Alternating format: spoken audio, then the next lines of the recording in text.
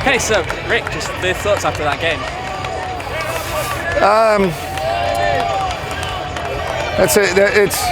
They're a very, very young team. They played last Wednesday, Saturday, and now Wednesday. It was 100 degrees at kickoff. The idea was to start as fast as we possibly could, be as aggressive as we could, and I think for some of these young teams, the MLS2 teams, it's difficult, you know, and if you go down early, I mean, they did a good job. They never gave up. They got the set piece. But you could tell in the second half physically, I think we just kind of took over the game. And, you know, I'm a little disappointed that we didn't score more goals, but it is a difficult thing to do in this sport, is to score goals. But I was really pleased with the guys that came in and closed the game off. Coach, seeing the fact that the first game was 5-1 and the second game you had 2-2, but now it's a 3-1 victory, how does it feel to have a victory against Cincinnati?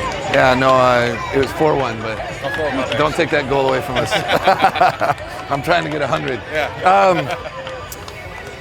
Well, at home, it's awesome because we can really open teams up. The surface is unbelievable. Our grounds crew, I think, is one of the best in the league, and how much pride they take in this field. It's fun to be out here playing. You know, it really moves fast. But I also think that the guys know that they've got a goal. They set a goal. We're on a little bit of a roll right now. The team is doing well. We brought in some really, really good players, very talented guys that has raised the level of the whole team. I think it's that final stretch to get ready for the playoffs. A lot of times 3 points is 3 points, but at this point in the season, how much does it mean to have that really good performance where you're on the front foot for 95 minutes?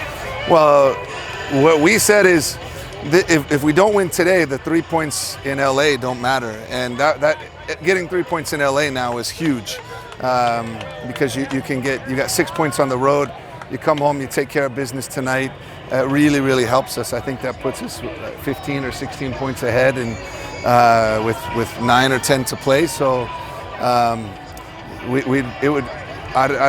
have to really ruin this team to maybe not make the playoffs. But I think right now the guys have a good focus. They have a good mentality.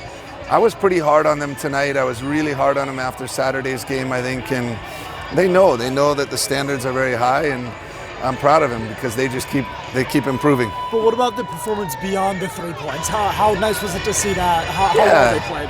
I mean, it was good. There was moments in the game where I think we dropped into a pretty low block, but that's a credit to them because they didn't stop. And I was nervous at 3-1, you know, and I wanted to try and get Niall Dunn out in the field tonight, but I told the guys that I pulled out, I said, if you had gotten that fourth goal earlier, I think Niall would have played. So they all apologized to him. A lot of your brightest moments came off of turnovers in their half. Why was your press so effective tonight?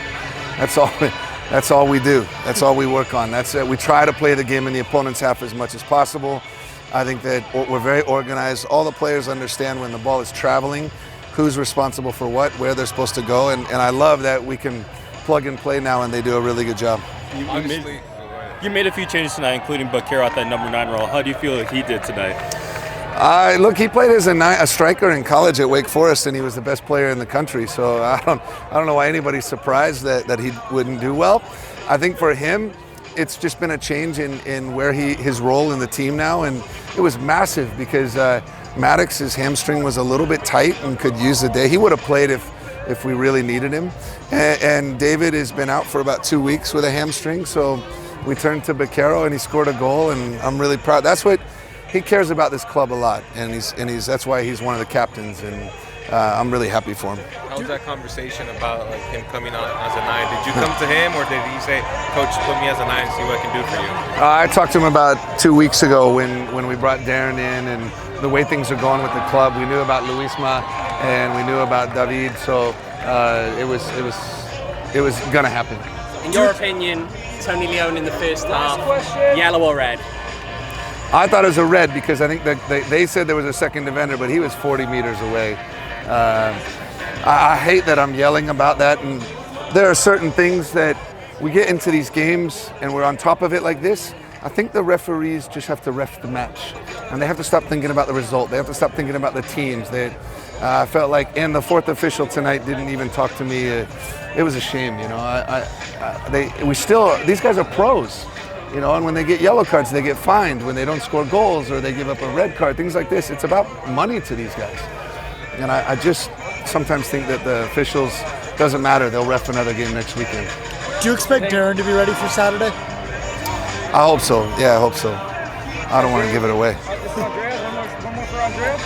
How important is it for the team to have a night to celebrate Hispanic heritage?